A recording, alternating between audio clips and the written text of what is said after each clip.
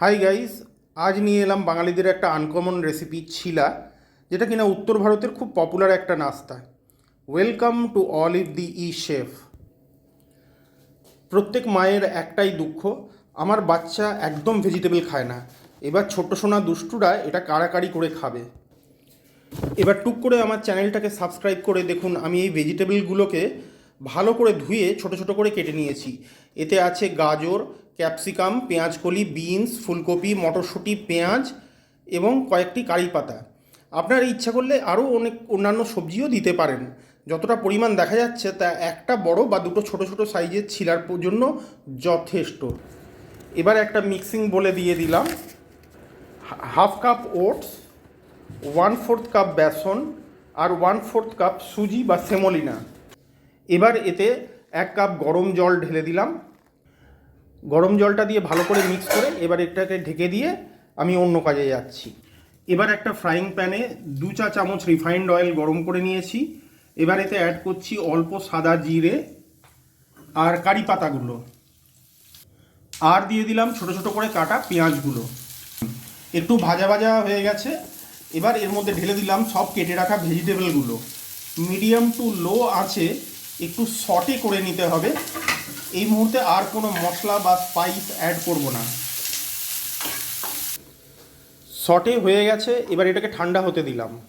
এবার যেটা ভিজতে দিয়েছিলাম তাতে হাফ চামচ চিনি আর হাফ চামচ নুন আমি দিয়ে দিলাম।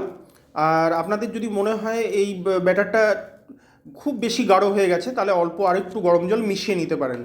এবার এটাকে মিক্স করুন। এবার ওই যে ভাজা সবজিগুলো, সটে করা সবজিগুলো এর সঙ্গে মিশিয়ে নিলাম।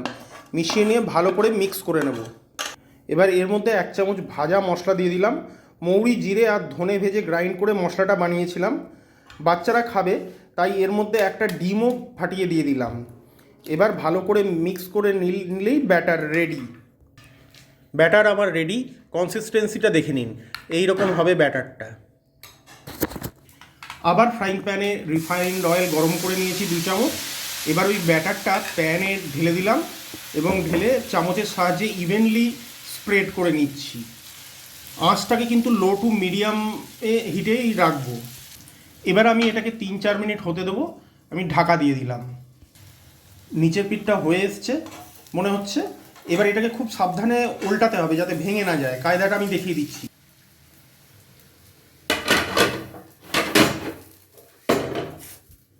দেখুন কি সুন্দর উল্টে নিয়েছি। এবার প্যানটাতে অল্প বাটার দিয়ে দিলাম। এবার ভাজা পিঠটার দিকে আমি অল্প করে চিজ ছড়িয়ে দিলাম। এবার আমি এটাকে ঢেকে আবার ওই পিঠটাকে ভাজবো নেক্সট 3-4 মিনিট। রান্না আমার হয়ে গেছে। আমি একটা সার্ভিং প্লেটে এটা নামিয়ে নিয়ে ঠান্ডা হতে দিলাম। এবার এটাকে পিৎজার মতন করে কেটে নিলাম।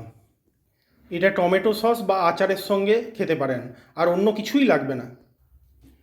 এবার ছোট্ট সোনারা ভেজ না খেয়ে কোথায় যায় দেখি।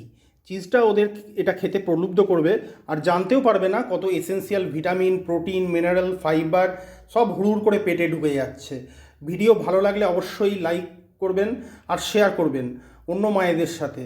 আর যদি আপনি নতুন হন তাহলে আমার চ্যানেলটিকে অবশ্যই সাবস্ক্রাইব করবেন। আসবো আরেক দিন, আজ যাই।